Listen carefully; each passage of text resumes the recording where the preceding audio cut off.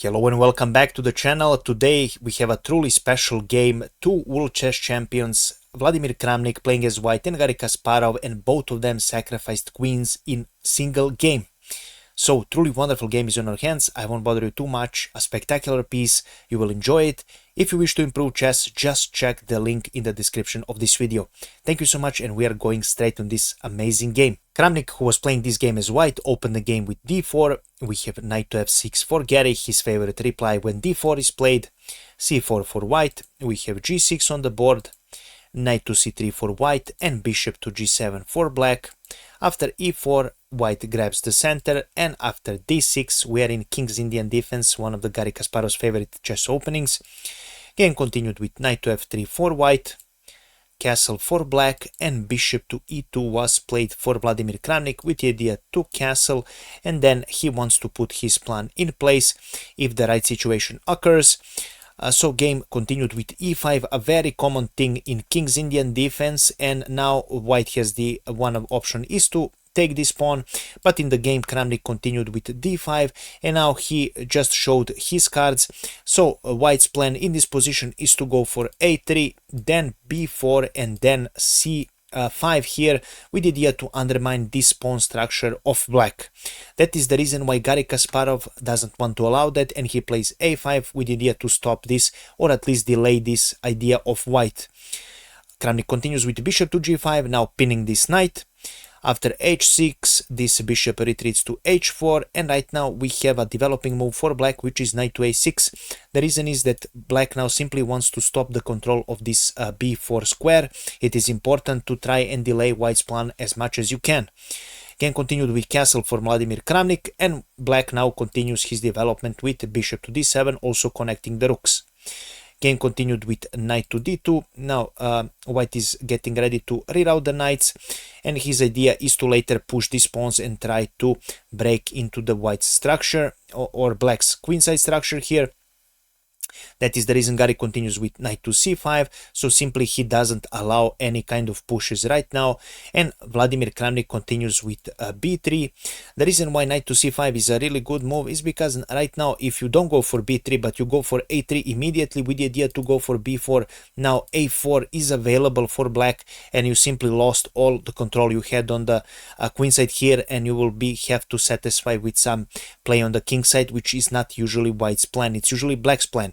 By the way, when we are regarding that, black's plan in this position is to remove this queen from the pin and then go with this knight somewhere backwards, usually on h7 or e8 in some positions, and then go for f5 and the attack on the opponent's king. So that is black plan, and that is why Vladimir Kramnik played b3, and now a huge surprise on the board. We have knight f picks up on e4 here. A beautiful sacrifice by Garry Kasparov. Look at this, completely free queen, and of course Vladimir Kramnik had to take it. We have bishop takes on d8. Pardon me. We have knight picks up on c3 right now for Garry Kasparov. Garry Kasparov now takes this piece and also attack this queen and also aims at this bishop. Queen retreats to e1, and right now we have rook f picks up on d8. Game continued with a really big mistake from Vladimir Kramnik, but it was really hard to find the right move. Vladimir played rook to c1 here, and after rook f takes on d8, the best continuation was knight to b1 to immediately challenge this knight.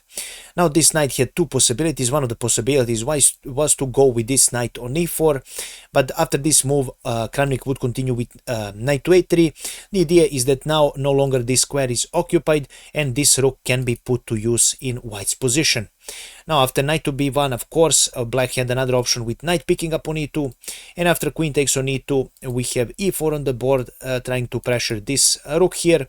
Knight to a3, you have to give up this rook, of course. Bishop takes on a1, rook takes on a1, and after f5, black is fine, but white is also slightly better since he has material advantage. Black only has a rook and a piece and a pawn up for a queen. Some people say it's enough, but computer gives a slight advantage to white.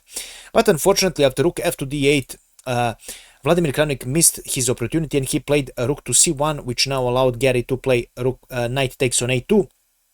With attacking this rook, of course. Rook goes on a1, tries to attack this knight, but this knight simply retreats on b4. Game continued with bishop d1, obviously to stop this nasty fork here, but black continues with e4 and again attacking this poor rook. This rook has to move somewhere. Kramnik moves it to b1, and after that Garry Kasparov continues with rook to e8. He wants to put this pawn to safety, and then he is ready to push f5 and ready to open up this king. Kramnik continues with queen to e3, and we have immediate f5 from Garry Kasparov. Right now, white is in a really difficult situation. He definitely doesn't want to allow any kind of pawn storm on the board, because this is what black is planning to do. So he tries with h4 to try and stop this, but for now we have a rook to f8. Garry immediately wants to go for f4. g3 is played on the board to try and delay or stop this, but we have rook a to e8. Another rook joins the game, and Garry has all his pieces ready for an attack. Pardon me. Game continued with king to g2. Kramnik obviously doesn't have many choices. He wants to include his rook in the defense somehow, because his pieces are really passive. Game continued with knight b to d3 for black. Garry Kasparov brings another piece into the attack. Kramnik is really hopeless. He tries something with rook to g1, but f4, what was prepared all game, now it has come to place. Kramnik doesn't have much options here. G takes on f4 is played, and finally we have a rook picks up on f4 for Garry Kasparov.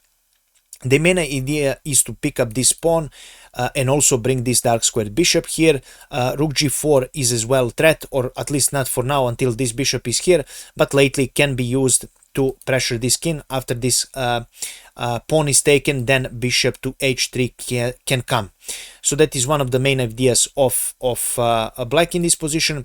That is why in order not to give this pawn for free, Kramnik tries with h5. We have g5 on the board. Garry doesn't want to risk anything, doesn't want to open up his position. g5 is played, and we have rook to f1.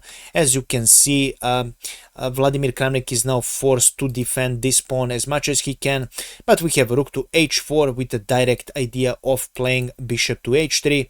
For now, Kramnik tries to stop this with rook to h1, rook retreats to f4, and again we have rook to f1 played for white.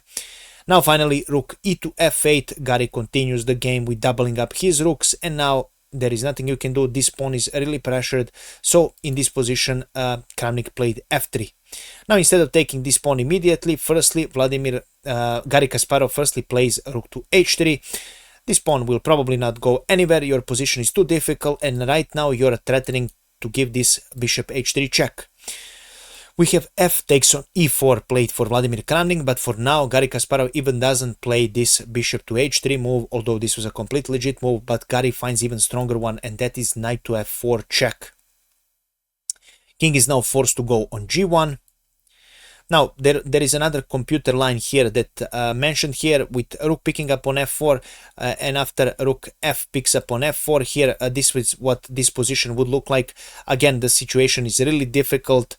Black is leading here. Black is winning, not leading. Black is completely winning. One of the winning ideas for black is to go with his bishop here. There is always a threat of bishop h3, and these threats are just too much to handle for white.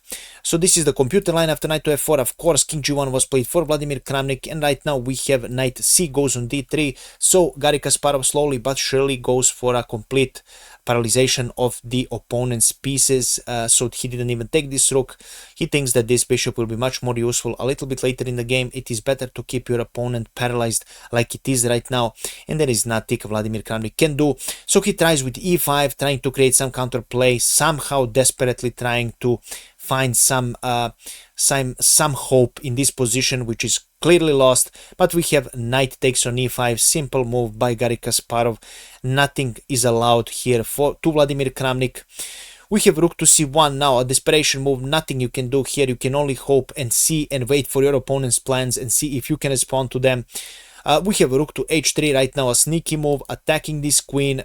Knight to f3 to cover this attack and hope for some exchanges here, but unfortunately Garry doesn't want to do that. He goes for g4 right now.